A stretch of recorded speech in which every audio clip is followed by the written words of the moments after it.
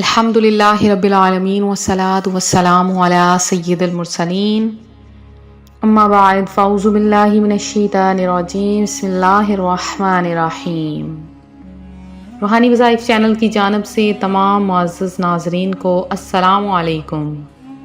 रूहानी वज़ाइफ चैनल लाया आपके लिए आज एक ऐसा अमल कि जिसके करने से आपकी तमाम बलगमी और आपकी खुश खांसी, काली खांसी, हर तरह की जो बच्चों को खांसी लगती है या बड़ों को लगती है, जवानों को लगती है, बुज़ुर्गों को, हर तरह की खांसी से हमेशा हमेशा के लिए आपको निजात मिल जाएगी।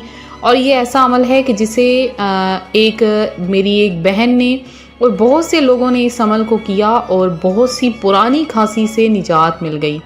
आप बहुत से सिरप इस्तेमाल करते हैं, कड़वे सिरप, आप बहुत से टोटके करते हैं, बहुत से ऐसे दवाइयाँ वगैरह लेते हैं, या आपको दमे का कोई मसला है या बलगमी खांसी है तो इंशाअल्लाह अब नहीं रहेगी।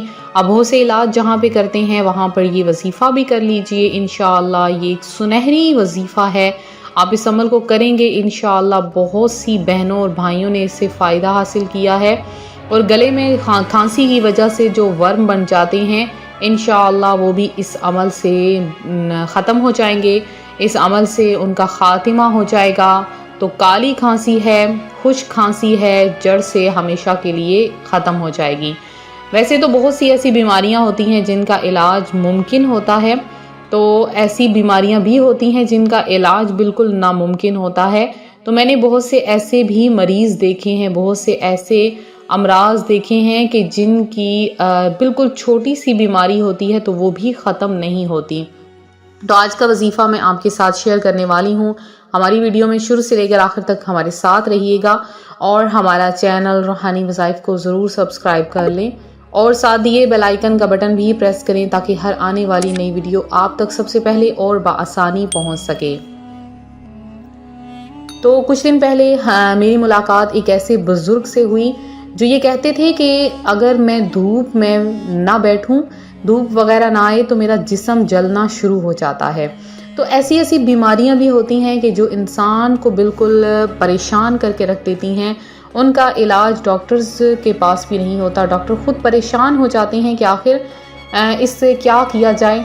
तो अब जैसे कि सर्दियों का मौसम है, सर्दियाँ होती हैं, गर्मियाँ होती हैं, अगर हम कुछ भी ऐसा खा लेते हैं तो हमारी जो फेफड़े हैं वो फौरी तौर पर बलगम पकड़ लेते हैं, उसमें खांसी होना शुरू हो जाती है, या हमारा गला, हमारी जो जिस्म की जो नालियां हैं वो सूज जाती हैं। वहाँ पर सूजन की वजह से हमारा गला खराश करने लगता है, वहाँ पर एक खुजली सी पैदा होने लगती है, खराश सी होने लगती है, रेडनेस आ जाती है।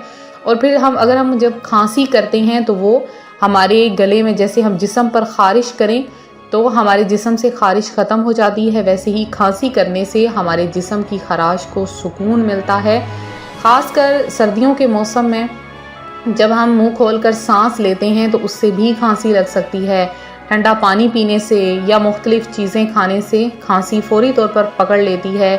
जिन इलाकों में फोक पड़ती है वहाँ पर खांसी बहुत ज़्यादा होती है, और जहाँ पर बर्फ़बारी वगैरह होती है, ठंडी हवाएं चलती हैं, तो बदलते मौसम के असरात यकीनन कभी कभी बहुत ज़्यादा ख़तरनाक हो जाते हैं। लेकिन खांसी से जो परेशान होने की बजाय अगर आप ज़ेरे नज़र हमारी आसान से वज़ाइफ पर करें तो इंशाअल्लाह बहुत हद तक महफूज रह सकते हैं। तो तिब में खांसी की बहुत सी ऐसी इक़साम हैं, जैसे कि काली खांसी। काली खांसी ऐसी होती है कि जो ख़त्म ही नहीं होती है, बहुत अरसे से होती है, और वो खांसी दमा की शिकायत इख्तियार करना शुरू हो जाती है। सांस लेने में बहुत ज़्यादा तंगी होती है, सीने में जकड़न पैदा हो जाती है, और इस तरह से सर्दियों गर्मियों में मुख्तलिफ़ किस्म की खांसी होती है। एक जो बलगमी खांसी होती है वो हमारी खुराक की वजह से भी हो सकती है, खुश खांसी भी हमारी खुराक की वजह से। तो आप हमेशा सर्दियों के मौसम में कोशिश करें कि गर्म मशरूबात पिएँ, पानी गर्म पिएँ, चाय पिएँ, उसके बाद कॉफ़ी वगैरह कहवा बना कर पिएँ, जो सादा ताज़ा चीज़ों से बना होता है, कहवा बना कर पिएँ। और पानी में, नीम गर्म पानी में रात को सोने से पहले आधी चम्मच शहद मिलाकर ज़रूर पिएँ।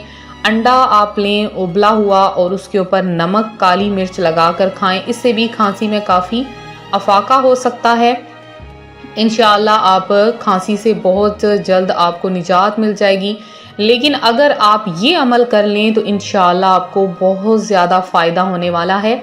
आपके पास शहद ज़रूर मौजूद होनी चाहिए। इस वजीफ़े के लिए आपने शहद को अपने पास रखना है। आप खालिस शहद ले लीजिए, छोटी मक्खी बड़ी मक्खी की शहद हो या बाज़ार की शहद भी इस्तेमाल कर सकते हैं। कोई भी शहद हो, आपको उससे फ़ायदा हो सकता है। तो आपने शहद को अपने पास रखना है। अब आपने क्या करना है, ऐसी चीज़ में डाल लेनी है कि चंद दिन आप इस्तेमाल कर लें, आपको वो शहद आपकी ख़राब ना हो, उस पर मट्टी धूल वगैरह ना पड़े। तो आपने क्या करना है कि सबसे पहले आपने 11 बार दरूद पाक पढ़ना है। 11 बार दरूद पाक पढ़ने के बाद आपने बिल्कुल आसान सा वजीफ़ा है आपने पढ़ना है। सबसे पहले आपने 11 बार दरूद पाक पढ़ना है और 21 मरतबा आपने सलामुन कौलम मिर रब्बिर रहीम, सलामुन कौलम मिर रब्बिर रहीम, ये आपने 21 टाइम पढ़ना है। और 66 टाइम आपने ला इलाहा इल्लल्लाहु, ला इलाहा इल्लल्लाहु लगातार आपने 66 टाइम, जिस शख्स को शदीद खांसी हो वो खुद पढ़े और उसके बाद आपने उस पर दम कर देना है, फूंक मार देनी है शहद पर। अब आपने शहद जैसे ही आपको खांसी लगे आपने दिन में 3 मरतबा उसमें से अपनी उंगली ले लें, उंगली से साफ आप उंगली को धो लें, उससे आप 3 दफ़ा चाट लें या आप चम्मच लेके उससे आप थोड़ी थोड़ी शहद को 3 मरतबा सुबह, 3 मरतबा दोपहर और 3 मरतबा शाम को चाट लें। ये आप कम से कम 3 दिन उस शहद को इस्तेमाल कर सकते हैं।